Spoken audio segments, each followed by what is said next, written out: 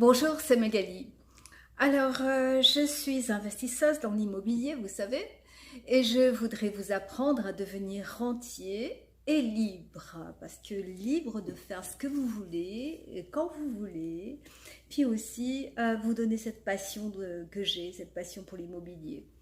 Et puis, vous apprendre à vous enrichir, à faire fructifier votre patrimoine. Alors, aujourd'hui, je voudrais on va un petit peu parler de comment trouver le locataire idéal. Puisque moi, vous savez que je vais surtout vous parler de location meublée. Alors, ça sera soit de durée moyenne, hein, pour 1 an maximum, soit de courte durée. Alors, le locataire idéal, pour le trouver, eh bien, donc, il faut avoir une certaine habitude, certes, ou alors il faut faire très très attention et suivre les conseils que je vais vous donner. D'abord, avant que j'oublie, vous n'oublierez pas de cliquer en dessous de la vidéo pour vous abonner à la chaîne et recevoir tous mes conseils et surtout aussi écrire tous vos commentaires pour que je puisse savoir de quoi vous parler dans les prochaines vidéos, ce dont vous avez besoin. Alors, pour le locataire idéal, première chose, il ne faut pas être pressé. Et moi, j'ai fait une erreur terrible quand j'ai commencé dans la location meublée. J'ai été pressée. J'étais pressée parce que j'avais fait faire des travaux. J'étais tombée sur une mauvaise entreprise. Enfin, ça, c'est encore une autre histoire. On en reparlera une autre fois. Et donc, bon, ça avait grévé mon budget. Ça avait pris beaucoup plus longtemps que prévu. Et donc j'étais pressée de faire payer mon crédit. Hein, il fallait que je trouve absolument un locataire et le plus rapidement possible. Donc j'ai pas fait assez attention, j'ai pas été assez regardante sur certaines choses. Par exemple, lorsque votre locataire vous dit que, ben oui, vous pouvez téléphoner à son ancien propriétaire qui va vous informer qu'il avait toujours payé son loyer avant. Bon, il se peut que le numéro que ce locataire va vous donner soit un faux, que ce soit encore un ami à lui qui va vous répondre à la place de l'ancien propriétaire. Donc ça, il ne faut pas en tenir compte. Ensuite, le locataire, il peut être il peut vous montrer qu'il est ravi, mais heureux même de rentrer dans votre appartement.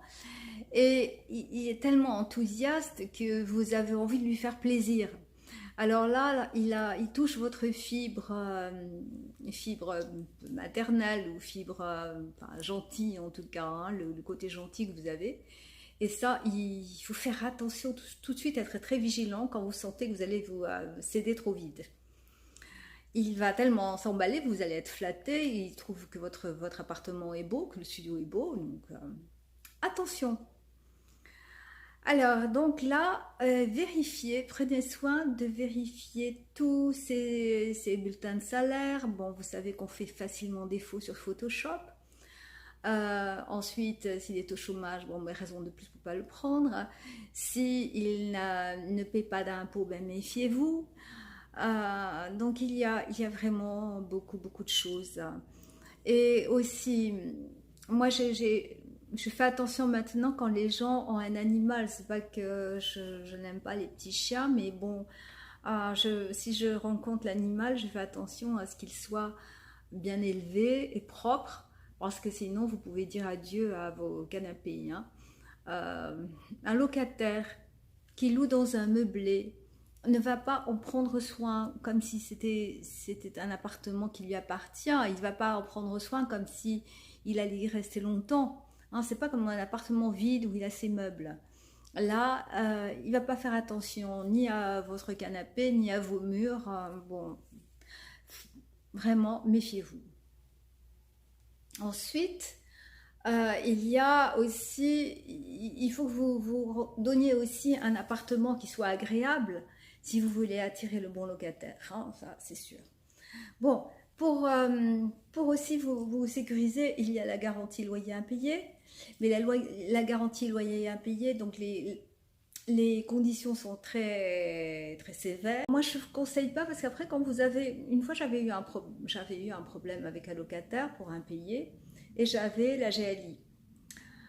Eh bien, en fait, moi, j'avais pas, il y avait quelque chose que je n'avais pas bien épluché dans le dossier.